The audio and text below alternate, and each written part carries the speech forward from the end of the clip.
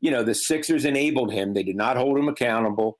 They allowed him to do what he wanted to do. And then after the game 7, where for the 4th straight game, he did not take a shot in the 4th quarter, shot 33% from the free throw line in the 7 games, and, passed up that uncontested dunk with 3.5 minutes to go that would have tied the game. After the game, Joel Embiid called that the turning point in the game.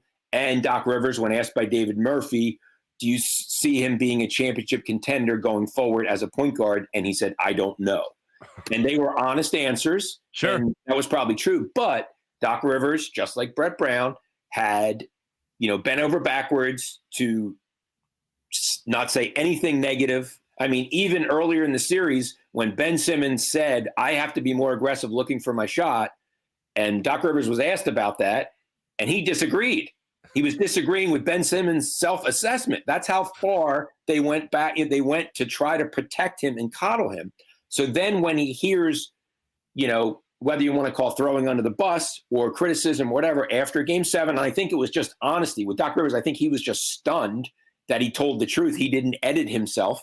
And in the last 3 games, if you recall, Simmons did not play the entire 4th quarter. They took him out, late game situations. They were afraid he'd either get fouled or they were essentially playing 4-on-5 on offense, which had not been the case earlier. So some things had changed, but that was out of necessity. But I think given the fact that, I don't know whether you want to call him spoiled, coddled, whatever, I think that, kind of resulted in, hey, they're blaming this all on me.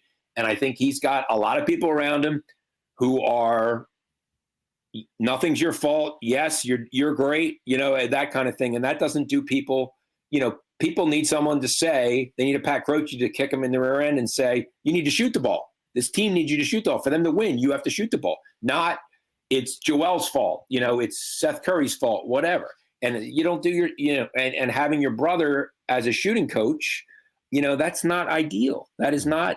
And seeing these videos of him making threes in summer, which we've seen for 4 years now. Yeah. I mean, it's like, come on, this is ridiculous. It's not the issue of shooting in the summer. It's not the issue of shooting the practice. It's shooting in games.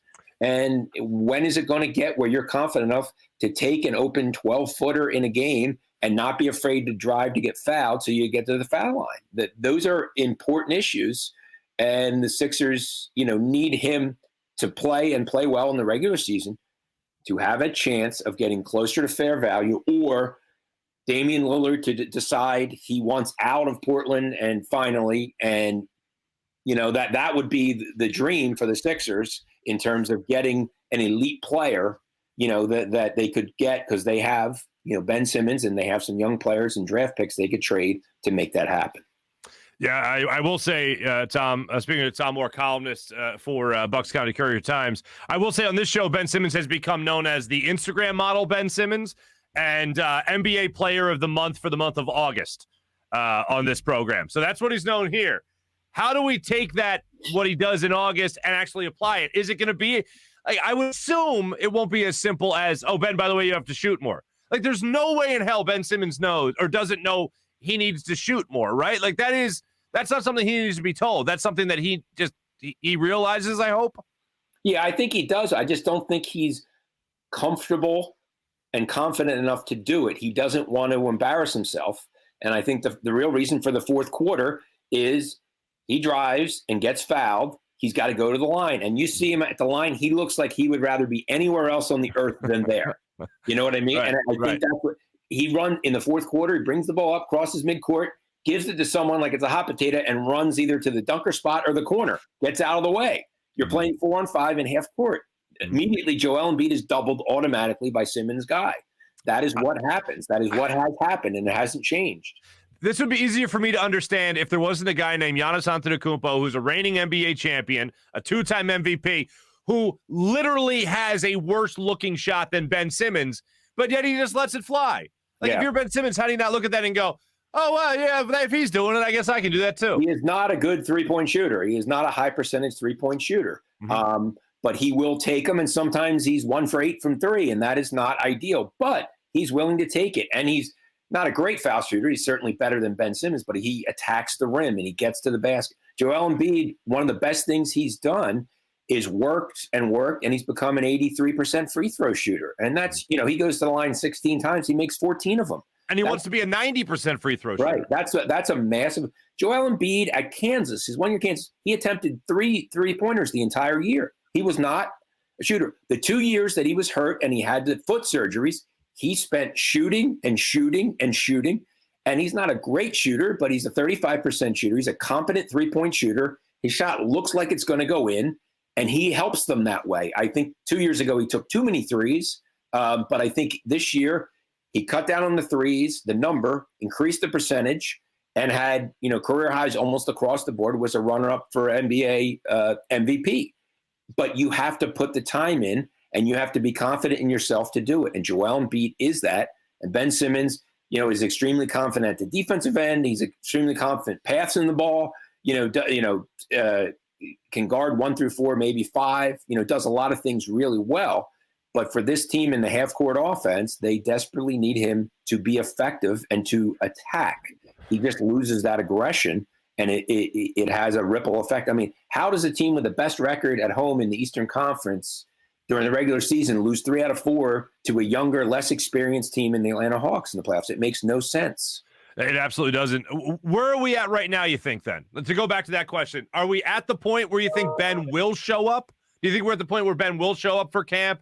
He'll practice, he'll play, he'll avoid getting fined, and he'll start to play until there's a point where the Sixers can trade him? Are we at that point? Where do you think we are?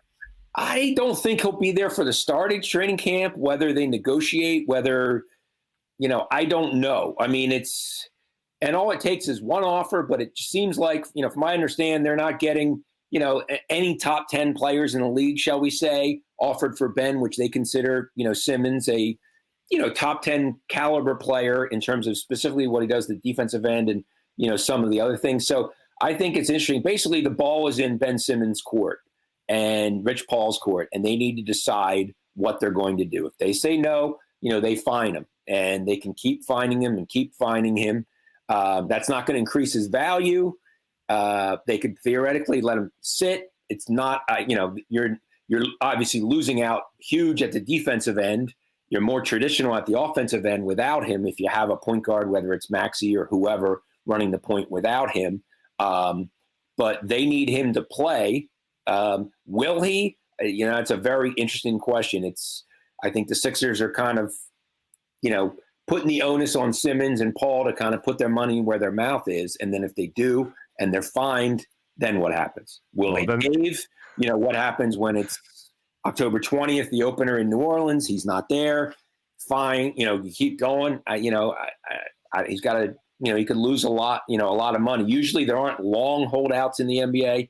They've been holdouts for a month or whatever. Rarely will you see somebody hold out for months and months at a time. That very rarely has that happened. Under league rules, is it possible where Ben Simmons says, my ankle hurts, I can't play, and then he won't be fined? Yeah, that's he's got to report first, I think. And then he probably have to have a physical. Now, if his doctor says he's got a problem and the Sixers say they don't, then you have a whole other can of worms. Right. It could get really messy and ugly. I don't know, but I'm very curious. I mean, it's less than 2 weeks to the start of camp on the 28th. So, we're getting down to the, and as I said, the regular season opener is October 20. So we're only, 5 weeks away from the start of the regular season. So, there's not a whole lot of time. There's 4 preseason games. So I would be surprised if he's there media day or the start of camp. How that goes, my assumption is there'll be some sort of response from Rich Paul through one of the national media guys or whatever. Brian Windhorst. Exactly. Well, whether Shams, Brian, or Woj, one of those two probably would be the one.